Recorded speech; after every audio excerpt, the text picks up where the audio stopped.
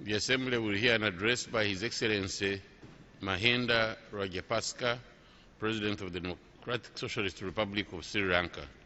I request protocol to escort His Excellency.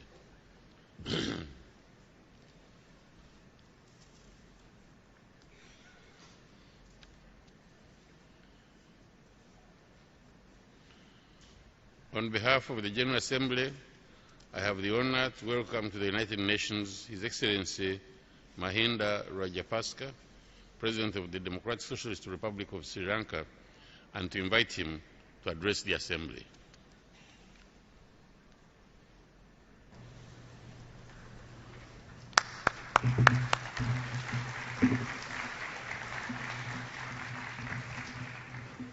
Mr. President,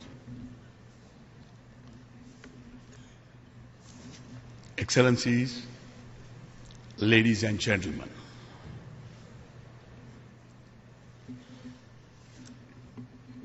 I congratulate Your Excellency Sam Kutesa on being elected as the President of the 69th session of the United Nations General Assembly.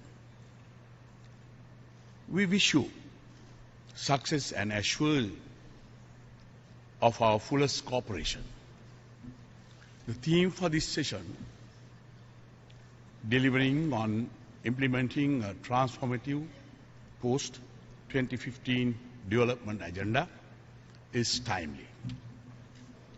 The world has undergone many changes since the UN was created and since the year 2000. Much progress has been made towards achieving the Millennium Development Goals. However, there are multiple challenges that still remain to be addressed. The moral and practical importance of creating an equitable world and a sustainable planet for this purpose cannot be ignored. Mr. President, the Commonwealth, of which Sri Lanka is the current chair in office, accounts for over 1/4 of the UN membership. In November 2013, the Commonwealth heads of government agreed in Colombo to contribute to the process of evolving the new post-2015 Global Development Agenda. They have endorsed the central focus on the eradication of extreme poverty and reaffirmed commitment to sustainable development. The perspective on the post-2015 development agenda is based on shared values and principles contained in the Commonwealth Charter and individual experiences. The Commonwealth leaders encourage others to approach the forthcoming intergovernmental negotiations in a collaborative spirit to achieve a balanced post-2015 development agenda. Mr. President, reducing inequality within and among countries is one of the most transformative goals that have been proposed by the working group on sustainable development goals. We hope that this goal will serve to enhance the voice and representation of developing countries in decision making. The post-2015 agenda must focus on implementation.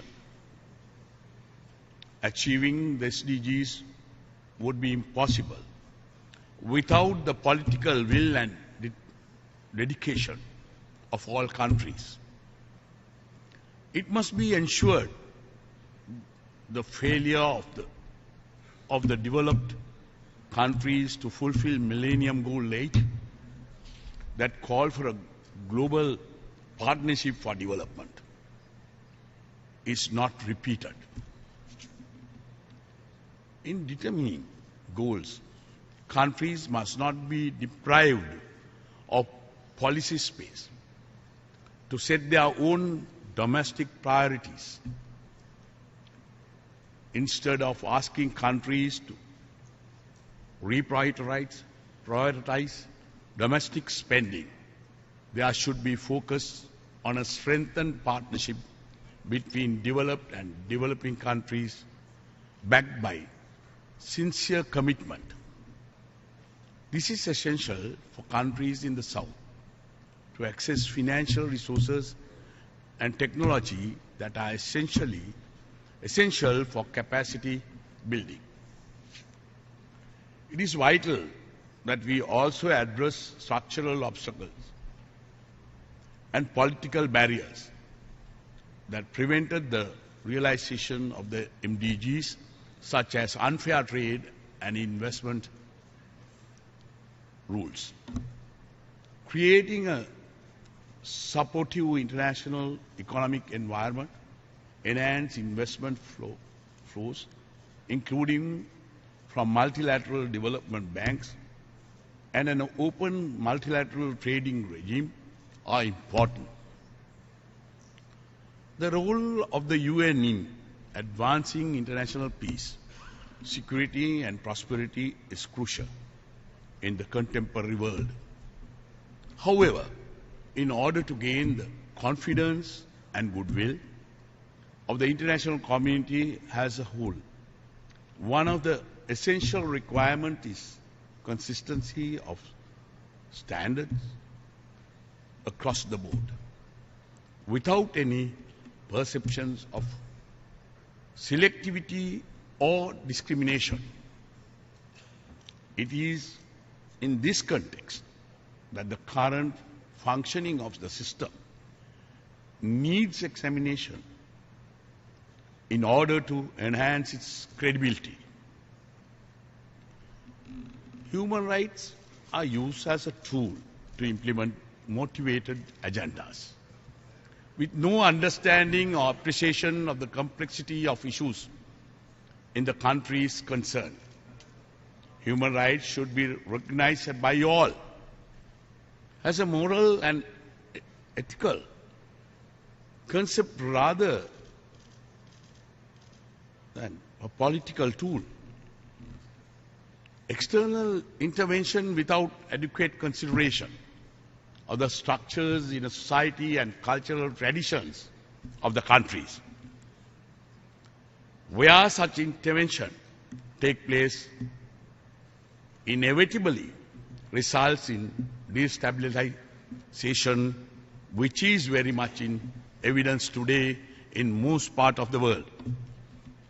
Mr. President, whose conflict Sri Lanka has also become an unfortunate victim of ill-conceived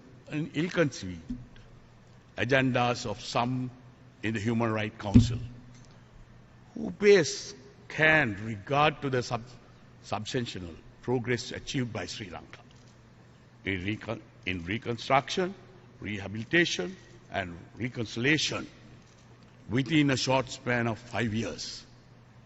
There is an obvious lack of balance and proportion in the manner in which my country is being targeted today, disregarding these significant achievements. This is in sharp contrast with the approach to deeply disturbing situations involving humanitarian emergencies elsewhere. Mr. President, for multilateralism to remain relevant and effective, reform of institutions concerned is essential. To be successful, this process must involve depoliticization of the UN systems and mechanisms, and they must stop being hostage to different forms of funding. UN bodies must find ways to work with governments through dialogue, greater understanding of situations, and cooperation, including assistance to strengthen national institutions. This approach, instead of strong arm tactics, must form the heart of multilateral diplomacy in the search for sustainable solutions to global challenges. Mr. President, the 70th year of the UN in 2015 also marks the 10th anniversary of the 2005 World Summit. We, our global leaders, agreed to support early reform of the Security Council. Concrete results in this regard should be achieved next year, at least. Mr. President, climate change is one of the defining challenges of our times. A robust global response needs to be arrived at 2050 on this basis of equity and the principles of common but differentiated responsibilities. Mr. President, the increase of violence in the Middle East is deeply distressing. I reiterate, Sri Lanka support for the early realization of a sovereign, independent, viable and united state of Palestine existing within secure and recognized borders, side by side and at peace with Israel. We look forward to welcoming Palestine as a full member of the UN at the earliest. The international community must assist Palestine to rebuild the country. Sri Lanka firmly believes in the need for solidarity between Asia and Africa, admiring the efforts of the people of Africa to achieve socio-economic development. Sri Lanka has begun a process of reaching out to countries in Africa for exchange of knowledge and expertise in areas of importance. The international community must strongly support the early eradication of deadly diseases in Africa. Mr. President, Sri Lanka remains committed to supporting all multilateral efforts to counter terrorism, deriving from extreme ideologies, impacting on people across national frontiers. Terrorism continues to be a grave threat, a security and stability of nations across the globe.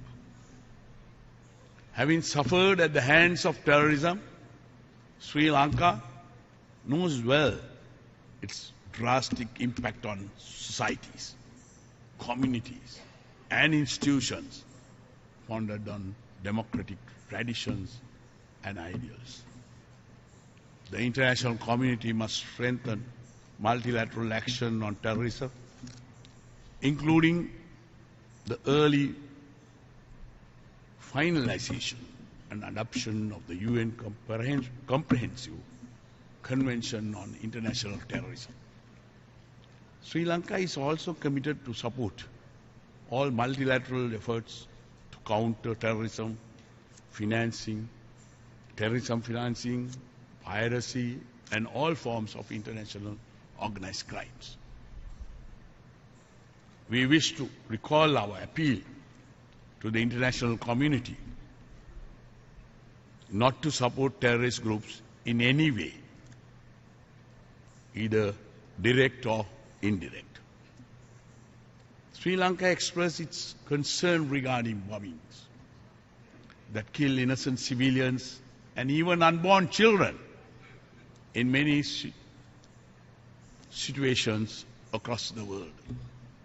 Mr. President, Sri Lanka expressed deep concern regarding unilateral economic measures against developing countries and is a consistent supporter of the call of the UN General Assembly for an end to unjust economic, commercial and financial embargo against Cuba. Unilateral sanctions of this nature, which impact a country's innocent population are unethical. Mr. President, despite being affected by terrorism, Sri Lanka has achieved most MDGs. Sri Lanka has succeeded in being ranked ahead of all South Asian countries in the 2013 Human Development Index through the adoption of the National Development Strategy, the Mahinda Chintana, Vision for the Future. The government of Sri Lanka embarked on an inclusive and rural-centric development program. This involved bold policy decisions connected with macroeconomic management, revitalization of agriculture, infrastructure development, including road and expressways, ports and airports, irrigation and water distributions, a strong telecommunication network, and well-distributed urban and township development, resulting in 7.8% GDP growth this year and per capita income of US dollars 3,800 in 2030. It is also a matter of deep satisfaction to recognize that the economic and political empowerment of the people of the North, supported by massive investment in infrastructure and livelihoods, have also contributed to this growth. Sri Lanka's IT literacy grew steadily from a mere 3% in 2005 to almost 50% in 2014. Sri Lanka's Nanasala program, e-Center program, was awarded the prestigious Bill and Melinda Gates Foundation Award as the best rural IT access program in the world. With the end of terrorism in May 2009, in keeping with my responsibilities to my people, large-scale post-conflict reconstruction, rehabilitation, and resettlement initiatives were implemented in the North in a relatively short period of 4 years. Most importantly, democratic structures in the North have been re-established. Elections were held in the Northern Provincial Council in September 2013 after a lapse of 28 years, upholding the democratic traditions in Sri Lanka, which has been consistently protected since 1931, the year we attained universal franchise.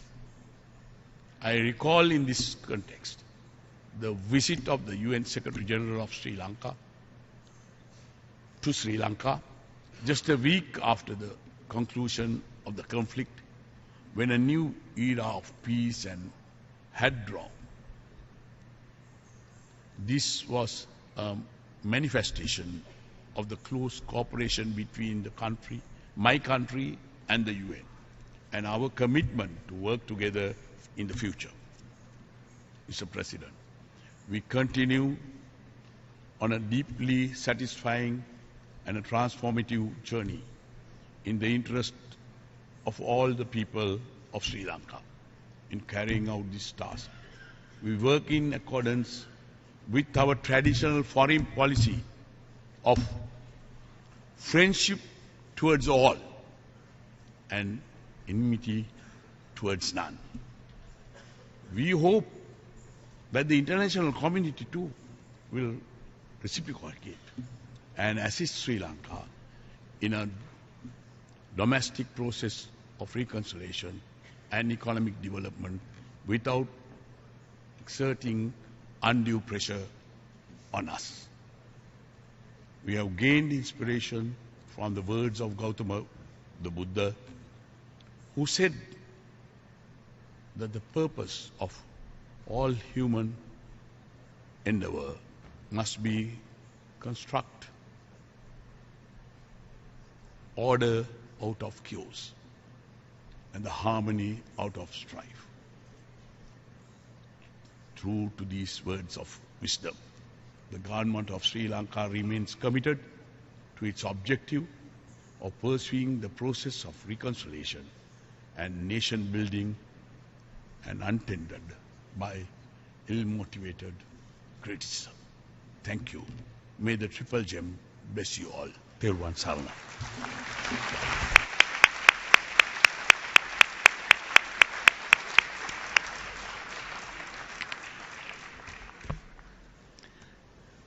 On behalf of the General Assembly, I wish to thank the President of the Democratic Socialist Republic of Sri Lanka for the statement just made. May I request representatives to remain seated while we greet the President.